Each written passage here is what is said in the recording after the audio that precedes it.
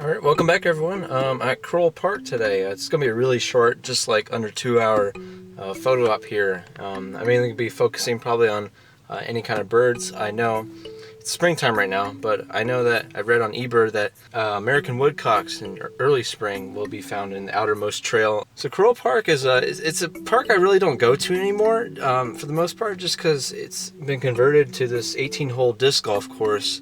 And so it attracts a lot of disc golfers, as you can imagine. And I don't know, it's a park that I really don't go to anymore just for that reason. There's still a lot of birds to be had here. It's kind of got a mixture of some meadows, and then there's some deep woodlands kind of out in the back. And there's also a lot of nest boxes erected there all over the kind of the wide open spaces and all the open fields.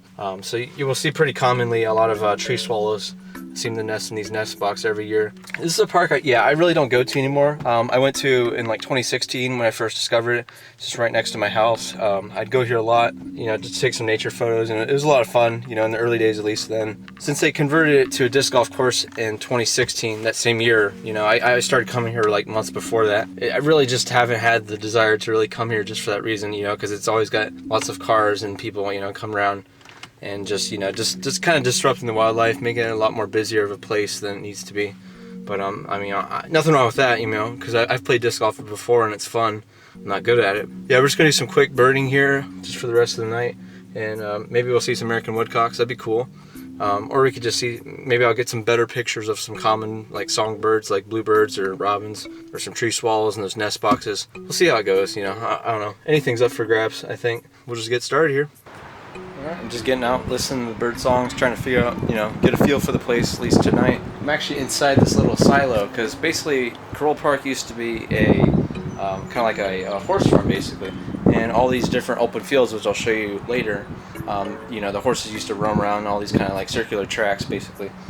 And then right behind me, or now it's behind me, is the old farm, and it's actually a pretty cool farm. I'm not sure if you're really allowed in there, but I went in there over a year or two ago, and there's actually some old, it's just really old, dusty chairs. It's kind of got that kind of that manure, kind of farmy kind of smell, And I actually found some old newspapers from like the 1970s, and the 1960s. They're referencing like President Kennedy, President Nixon, and it was just really cool to see all those. And so it's just a really, this is a fascinating place. It's just quiet, off the beaten path in a regular Ohio suburban neighborhood, but it's got a lot of history going on for it, at least I believe. So anyways, yeah, like I said, 29 acres, so it's pretty small, but as far as a golf course goes, I think it's a great golf course, honestly. It's not certainly a hobby I dabble in much, but as you can tell, because I'm here today for photography, figured I might as well mention while I'm thinking about my setup today. So it's pretty much the same as you can imagine. I got my for wildlife and bird photography, got my Tamron 150 to 600, and then I got my Canon EOS 80D. So got that for the birds. I got just basically on this chest harness strap, traveling real light. It's a small place, not too worried about bringing a whole entire heavy backpack, charging that along. Got my binoculars on the other side of the strap, and then I'm anticipating in the woodlands, which we'll check later on. I'm anticipating maybe some spring wildflowers, maybe. So just in case, I'm bringing also my macro setup, basically, which I got in this little lens pouch here. And pretty much that's it. So it's a little windy right now, as you can tell, but we're just gonna get started here. I'm really excited, actually, just to see what we can find. As the weather warms up, these neighborhoods get really noisy, but so far I passed a few small patches of garlic mustard, and over here I have some alyssum, which I photographed previously on another trip. So gorgeous little flowers. The garlic mustard not so much because they're invasive, but I did get some pretty gorgeous macro photography of that. And actually the sun keeps coming out, if you can see behind me. I'm gonna move this way so you can actually see my face lit up. But so I'm not really here for landscapes, but if the opportunity does arise, I'll definitely take it handheld with like the wide angle lens that's on here. So I'm gonna just shut up and keep on walking here, and we'll see what happens.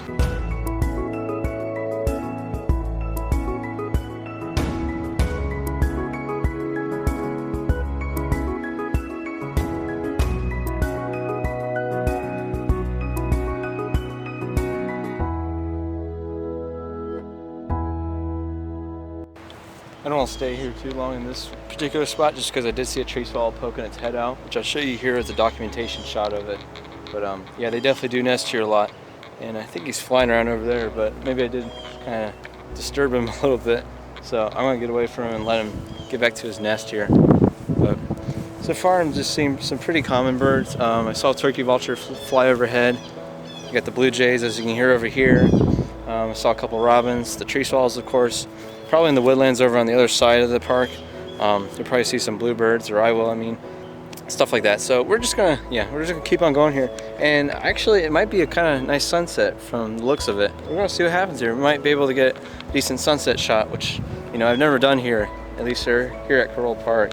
It's gonna be a nice little easy trip. Not too worried about getting great images. You will get a nice video in for the whole on location series here. There's quite a lot of bird life going on here, but just behind me there's a gray catbird. So they get their name from, obviously they're gray, they're all gray basically. And they also have this weird kind of cat mewing kind of bird call that they constantly do. I'm not gonna attempt it here, but gray catbirds tend to be in really kind of dense, thick brush, such as stuff like this.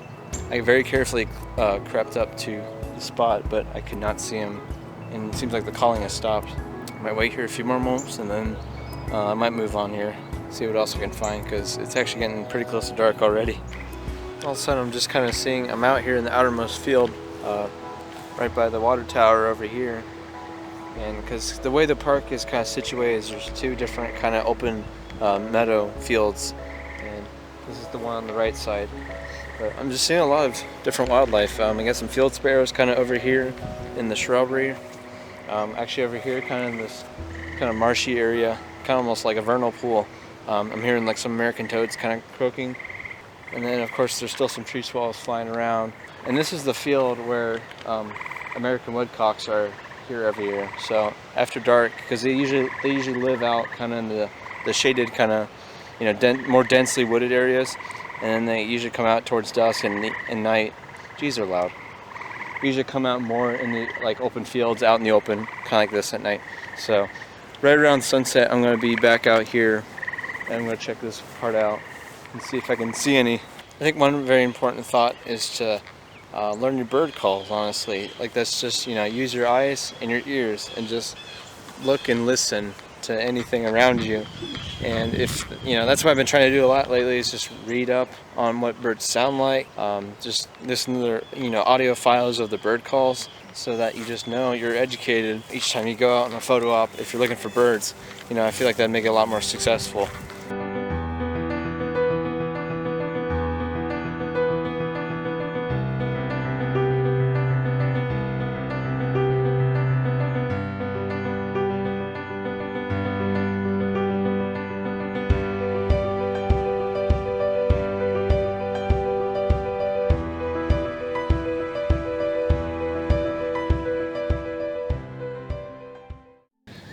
Alright, so I come out of the woodland, and it's about 15, almost 10 minutes until sunset, and right where I started going, the entrance to the woodland on the other side of the meadow over here, I just look over to my right and I see, I think about 8 or 9 white-tailed deer just hanging out, and they kind of are like looking at me because, yeah, they have pretty good hearing. But it looks like they're just kind of eating the grass and foraging. Now that's kind of getting close to dark, you know, like they always do. But got some pretty decent shots, I think. Yeah, they're just kind of out foraging. They're still pretty relaxed, you know. They're just kind of sitting there and eating. But I could definitely see that they kind of notice me, even though I'm laying flat on the ground like this. Yeah. Yeah, they're all kind of looking at me right now. This is kind of freaky. They probably hear me talking or something. Well, let's see if I can get some more pictures here.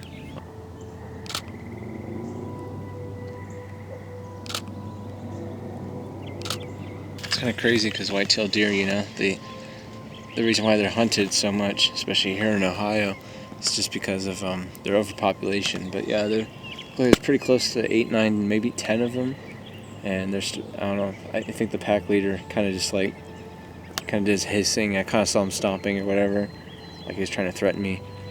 And then they all just kind of dispersed back in the woods there. So I think I got enough shots that might, there might be a couple keepers in there, luckily. I didn't really think about seeing deer here at Karohl Park. I didn't even like think about it, but I guess it makes sense with all the wooded areas that kind of surround the park. So, yep, looks like they all kind of went in the woods there. I'm gonna leave them alone. I'm gonna get back up here, and this might be the end of the day because I think about 5 minutes till sunset. So we'll see.